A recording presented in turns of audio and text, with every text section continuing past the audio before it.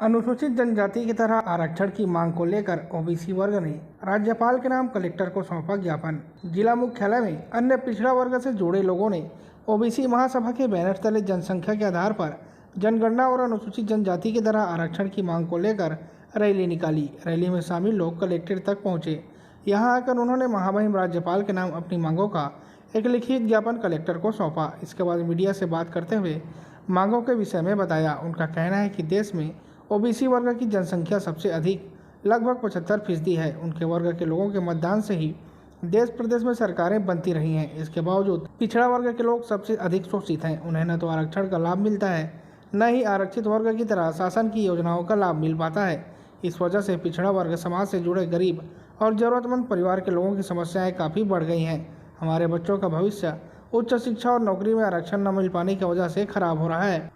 ऐसे में अगर हमारी मांग पर सरकार गंभीरता से विचार नहीं करती है और हमें अनुसूचित जनजाति की तरह आरक्षण का लाभ देने से वंचित रखती है, तो हम आगे चलकर न केवल उग्र आंदोलन करेंगे बल्कि देश भर में प्रदर्शन की तैयारी भी करेंगे।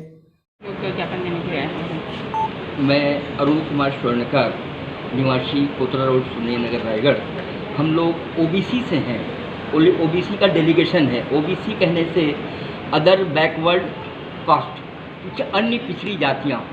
हम लोगों का आज से नहीं, मैंने आज विगत समझ जाइए बहुत ही दिनों से सिर्फ हम लोगों को किनारा कर दिया, अन्य पिछड़ी जाति कह करके हमको किनारा पिछड़ी ही कर दिया गया शासन की तरफ से, सत्ता की तरफ से।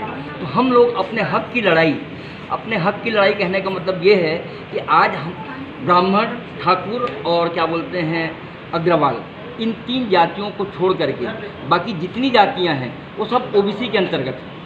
तो हमारा कहना ये है, जब हम लोग इतने संगठित वोट जो अपन मतदान डालते हैं तो सरकार हमारे ही बहुमत से सरकार बनती है। 75 करोड़ की जनसंख्या से ही सरकार बनती है, न कि मतलब 25 करोड़ या 30 करोड़ की जनसंख्या से। मैंने मतदान में और सरकार बनाने में हमारा 75 करोड़ का पूरा योगदान है।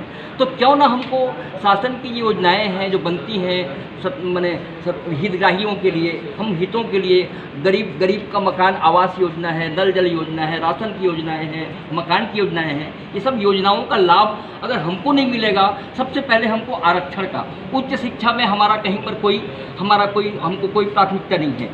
इसी तरह की हायर एजुकेशन में, अपने शैक्षणिक योग्यता में और क्या बोलते हैं नौकरी में, जो बेरोजगारी में, किसी तरह का हमको शासन से हमको किसी तरह का न गणना है, न हमारी मतलब जो है वहाँ पर उनको फिक्र है, न हमारा कोई उल्लेख है।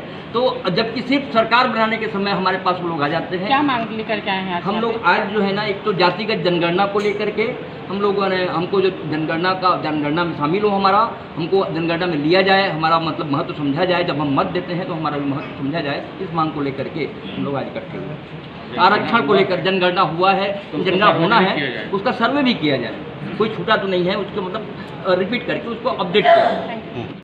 बताइए क्या मांग को लेकर आज आए हैं? हमारा मुख्य उद्देश्य है ओबीसी का जनगणना।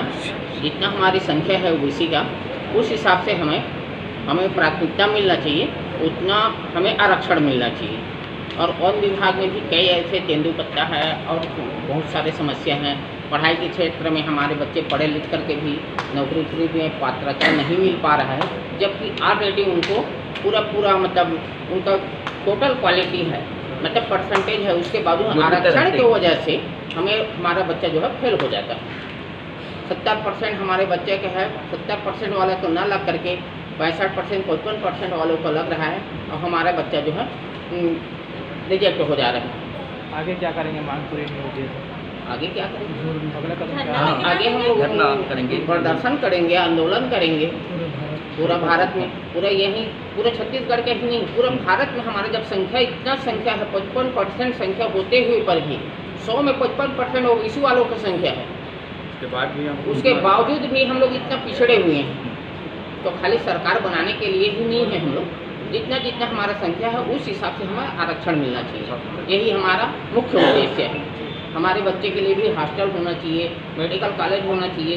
पढ़ाई के क्षेत्र में जाते हैं तो जहाँ हमारे बच्चे को 1500 फीस देना पड़ता है, वहाँ अन्य जो बच्चे हैं जैसे कि हरिजन आदिवासी, उनको 500 रुपये है। क्या हमारे ओबीसी परिवार में क्या गरीब बच्चे नहीं हैं? हमारे भी मध्यम वर्ग के बहुत लड़के हैं, बहुत बच्चे हैं, पढ़े लिखे भी बहुत हैं, मगर आज 3% वाले सब जगह मेन जहाँ मतलब वो है सर्विस है, IAS जज हैं, सब मतलब अन्य जो 3% वाले बैठे हुए हैं, जबकि हमारे भी बच्चे पढ़े लिखे हुए हैं, तो हमें भी ये सब चीज़ में हमारे बच्चे को भी मिलना चाहिए।